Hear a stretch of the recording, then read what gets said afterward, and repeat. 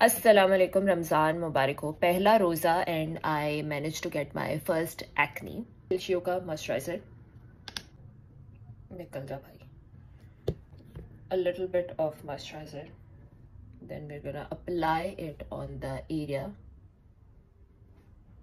Salicylic acid, यहाँ पे मैं सेरावे का सैलिसिलिक एसिड यूज कर रही हूँ, तो थोड़ा सा जेल निकल आएगा। एक्नी क्योंकि पहले मॉइस्चराइजर लगाया है, सो ये बहुत ज्यादा स्किन को इरिटेट नहीं करेगा। This is the pimple patch. थोड़ा सा ड्राई कर लेंगे क्योंकि वैसे ही लगा देंगे तो पिंपल पैच उतर जाएगा। Apply the pimple patch over it. It's concealed, और जो भी प्रोडक्ट्स हमने लगाई हैं वो पिंपल के अंदर पूरी तरह से अब्सॉर्ब हो जाएंगे। 2 नाइट्स कंसेक्टिवली लगाएंगे and it will be gone. Ramzan में अपना ख्याल रखना, तली हुई चीजें कम खाना, शुगर कम खाना। मैंने कल परसों चॉकलेट खाई थी, so this is the result. Bye.